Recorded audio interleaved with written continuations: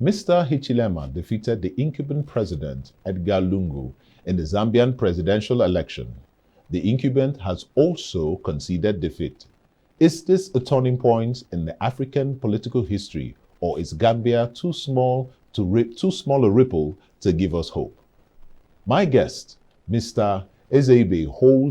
Dr. Christian Ezeibe holds a first-class degree in political science from the University of Nigeria. He obtained his Ph.D. in political economy from the University of Nigeria about a decade ago.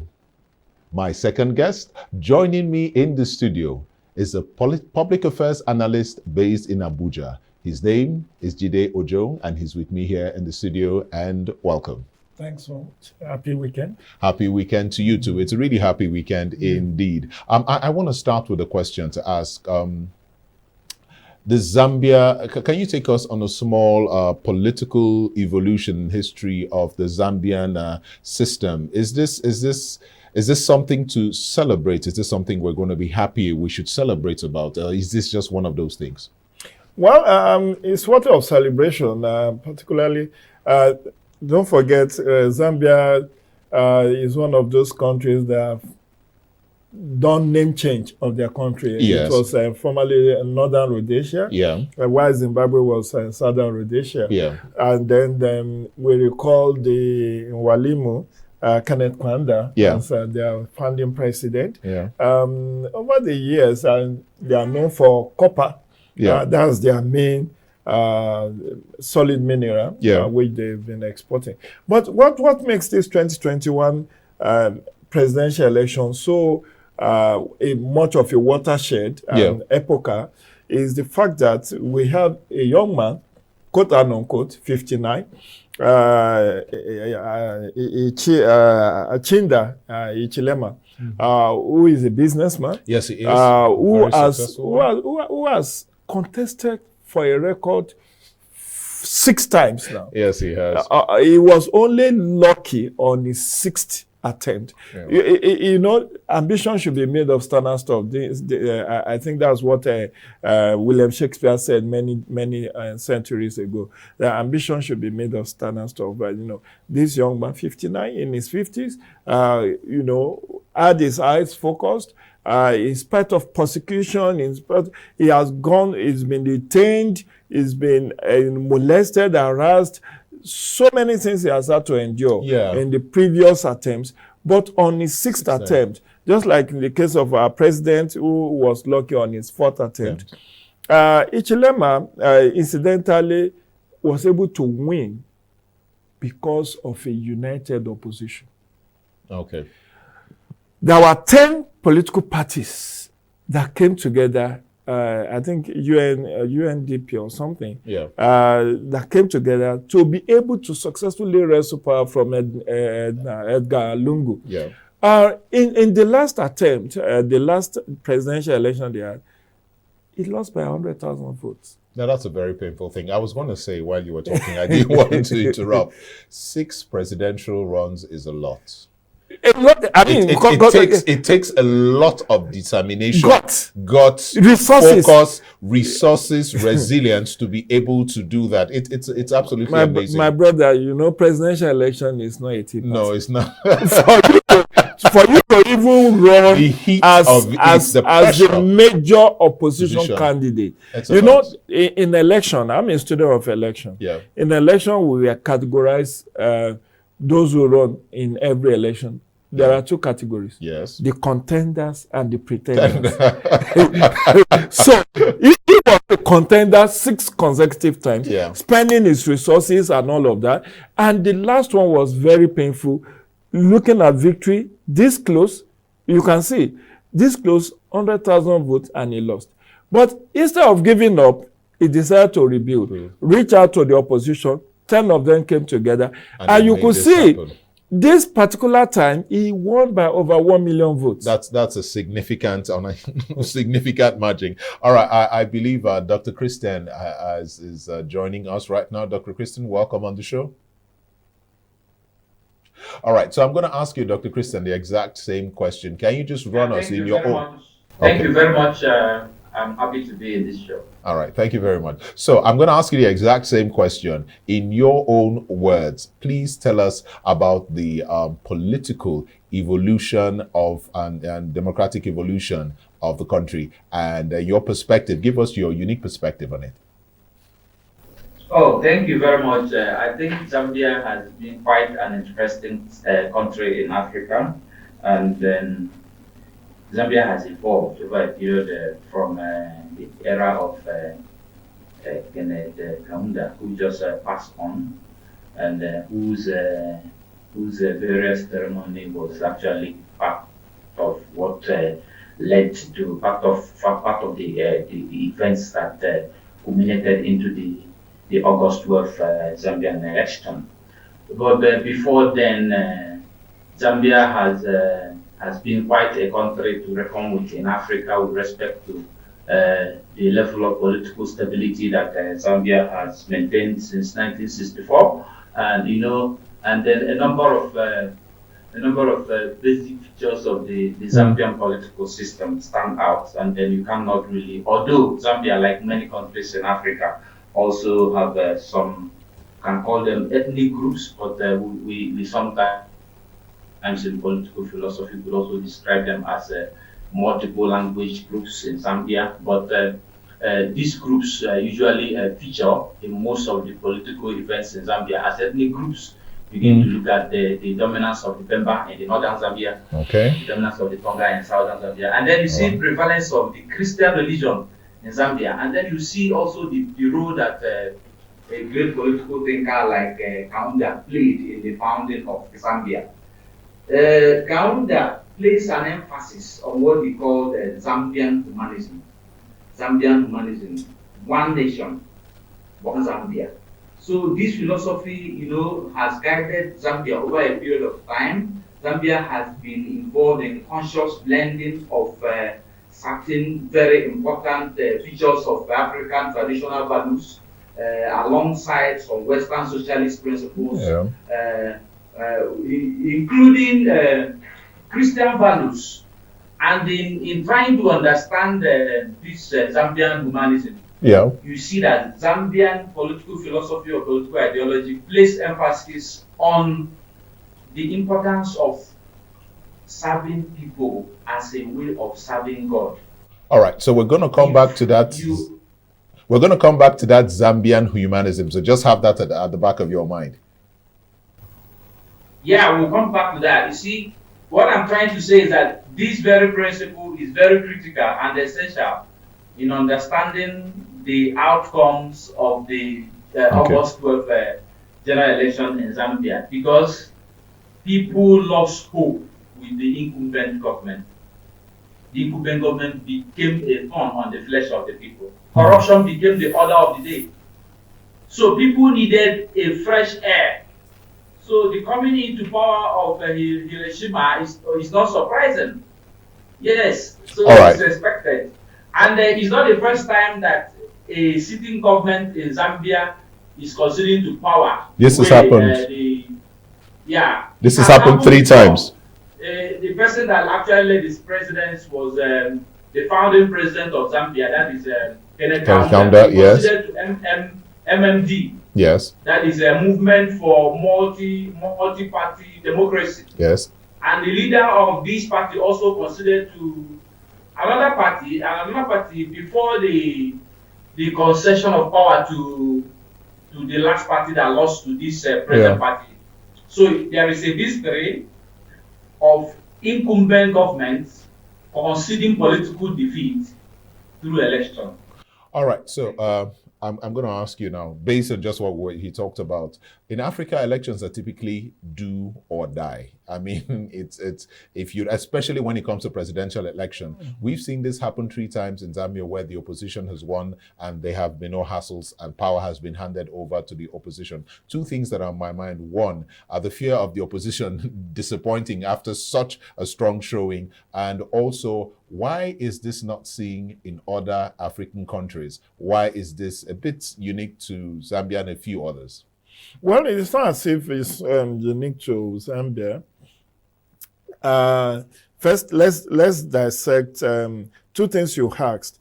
about the opposition winning and eventually disappointing. It cannot but be so. Let me be sincere with you. Hichilema Achinda, that's his job cut out for it. The foreign debt of Zambia alone is $12 billion. How is he going to pay? COVID-19 is ravaging the world, yes. There is high level of unemployment. There is. High level of corruption. He met empty treasury. Where does he start to rebuild? People have short fuse when it comes to expectation. It's like what we did. What happened in Nigeria? In 2015, everybody we need a breath of fresh air. Whichever way, even if a dog is to be fielded, we need a change. That was what APC campaigned on. Yeah. Now they came to power, they discovered there is not going to be a tea party. Price of crude nosedive, issue of corruption, they don't even know where to start tackling because the holes in the books were so big that even to fill it becomes a challenge. Yes. So that is the same, there is something in psychology called managing expectations. Yes. This man needs to start telling Zambian youths not to expect too much. He's not an angel. This is my problem with that. You say, okay, he contested. Yeah. And he had some idea of the state of Zambia. For example, the debt profile of Zambia was known before the election. Yeah. The economic potential of Zambia was known before the election.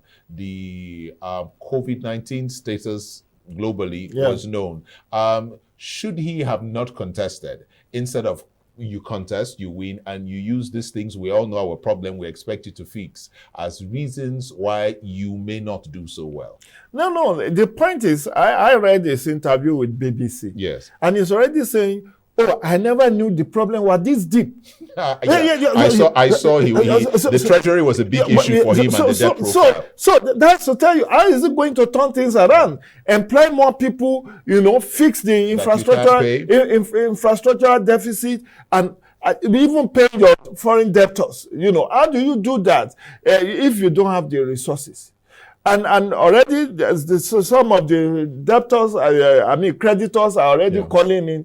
They have defaulted on the payment plan. So he has to renegotiate that. Luckily, he has gotten a former IMF advisor as a Minister of Finance. He has also changed leadership. The service chiefs, the military, the police. So the issue of security, because first and foremost, you need to tackle security. Yeah. Because for whatever reasons, whatever development he may look at, it needs the country to be stable. So when the country is stable, it can then renegotiate the debt. It can then look at how to attract foreign direct investment. It can then look at industrialization. It can then look at facilitating agriculture to employ more people, because the major challenge Zambia currently has is economic. So now the problem is economic. I was going to ask this question and I'll ask Dr. Christian, so just get ready, you'll answer the same question. Something you said has pushed the question to the business of opposition. How can we have viable opposition? Is it possible to have an opposition that will properly understand the problem before going in, so we don't have this kind of shock? And we've had so much expectations. You build our hope and our expectation, and you get into office, you meet things much different from you thought, and you come back to tell us, we immediately feel disappointed, feel cheated, and from that moment we want you out of office. But if you know the philosophy behind politics, yes, there is a saying that politicians campaign in poetry and deliver in prose. You know what that means? They campaign and deliver in prose. So when they were looking for vote, they will tell you they can turn water to wine. Yes. They can turn stone to bread. Yes. They will tell you all the sweet things you want to hear. Yes. Because they are after power. Yes.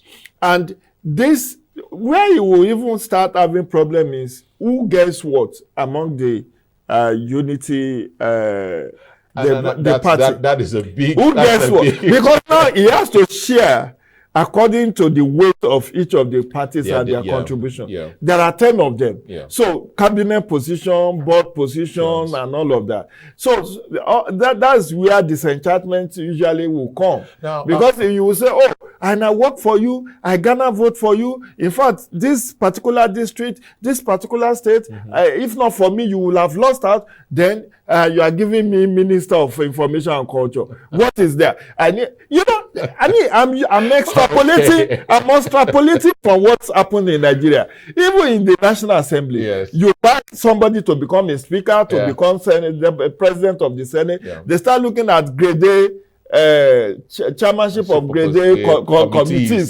So if you now say, go to committee on diaspora, the guy will even reject to say, with all that I did, you can't put me in finance, you can't put me in NCC. So, Jide, I'm supposed to have decorum on TV. Stop making us. No, but everything starts us in the face. They do. Which brings me and to this question. Politics and patriotism, is it possible to effectively mix the two? Because these are the simple brass tacks. I remember listening to our own president's interview shortly, and he talked about the stark reality of certain things. When you come into office, certain people supported, certain people have to be, you have to find a way to recompense them. Is it possible to effectively balance politics and patriotism to such a degree that the country comes out the winner? Yes and no. The yes is if there is enough to go around. We in this and globally, not even in this part of the world, globally we play Pogbare politics of compensation, politics of reward. Yes. So I support a particular candidate, even in student unionism. Yeah. You support a candidate to become student union president, you are expecting a reward. Yes. And if the reward is not forthcoming, you start labeling him an ingrate. That look for all that I did for you and all of that. So if there is enough cake to share, the tension will calm. Because what basically will happen is it depends on your conflict management mechanism. I think that's very important. So how you can manage expectation. Let me lay it back. Ladies and gentlemen, you all worked for me. But let's look at the global picture. Zambia is greater than all of us. Yes. We told people that Edgar Lungu did not do well. That's why they voted him out massively. And the people that will be most disappointed if he didn't deliver are the youth. Because it was the youth that made the revolution possible. Yes, it was. They were the one that went out of their... Lungu shut down the social media. Yes, he did. During the election. So that they will not use that to canvass. He even rolled out military just to... But the funniest thing about that election was when you see a city president claiming that they were rigged out in some part of the country. That's new. That's in Africa. You are the one in control of police, the military, and then you are saying on national TV, you are being rigged out in three districts. Yeah. How so? How did that happen? But the point is this: patriotism and politics, they can go together if there is the sincerity of purpose. Yeah. Don't hide anything from those major stakeholders. Yes. Constant communication. Give them hope. Don't raise your hand and say, oh, I didn't know these things were this bad. Give them hope and work. Make yourself a sacrificial lamb. Sure. Start with yourself. If you are a very successful businessman, the same way Ramaphosa was a very successful businessman. Start with yourself and not taking salary and taking a cut. Look at what Magufuli did in Tanzania. True, very true. Look at how much he was able to save for the economy of Tanzania to grow. Yeah. So much so that in the period he spent, it was impactful because he started with himself, cut down the cost of governance, and eventually it percolated. People start seeing the infrastructural development and the sincerity of purpose. That is what is needed by Achinda. It needs sincerity of purpose. It needs to manage expectation and reach out to all the opposition group, including the party they just defeated. Because everything has to be managed so that there will be peace. So that there will be peace, and will be and balanced. then you let them know what the situation is, and that you are working on it, and these are the time frame. Okay. You understand? All right. Thank you very much. I'm sure we can go on talking about this. In fact, I believe we've just scratched the surface of this conversation. I think an entire 1 hour or so will actually be given to be able to analyze this properly. But let it be said, first of all, I think we're happy with the development there, political development, and as this kind of news continue to break across Africa, it bodes well for African democracies. And I should also appreciate and congratulate Zambia for electing their first female speaker of parliament. That is also bringing women into the whole equation. All right. So, Dr. Christian, will also thank you for joining in due to network hitches. You couldn't continue on the program, but thank you for your contributions. We look forward to seeing you in the show again.